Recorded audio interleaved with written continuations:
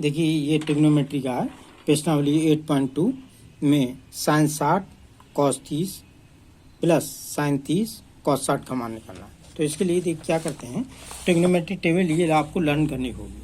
देखिए trigonometry table दी हुई, theta की वैल्यू ये दी हुई है और साइन थीटा की वैल्यू आप याद कर लीजिए 0, साइन 0 की 0, साइन 30 की 1/2, साइन 45 की 1/√2, साइन 60 की √3/2, साइन 90 की 1। फिर आप जानते हैं जैसे उर्दू ऐसे करे लिखी जाती है, आप जानते हैं। देखिए ये मैंने राम लिख दिया।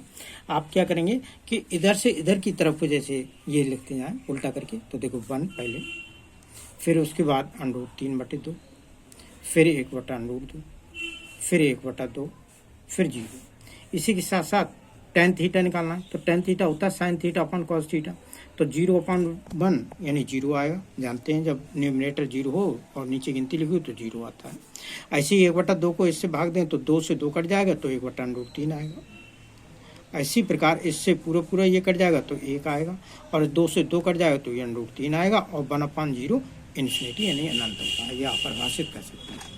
इसी के साथ साथ देखिए सब वैल्यू निकाल दी गई हैं और इसमें सवाल को आप बड़ी आसान तरीके से हल कर सकते हैं। साइन 60 का मान देखो, साइन और 60 की वैल्यू √3/2 हमने रख दी, √3/2 इंटू कॉस 30 का मान साइन 60 के बराबर होता है तो √3/2 ही होगी, ये भी प्लस साइन 30 का मान 1/2 होता है, कॉस 60 का मान भी 1/2 होता है।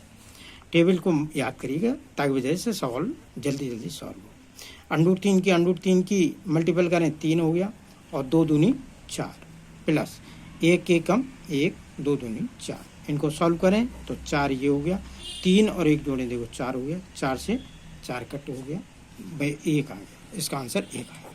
इसी प्रकार आप दूसरे वाले को देखो हल कर सकते हैं। 2 tan² 45 plus cos² 30 minus sin² 60।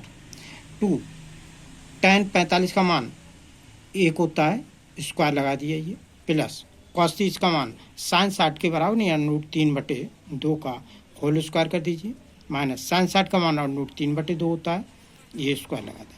देखिए इक्वल वैल्यू हैं, कट हो जाएंगी प्लस माइनस के।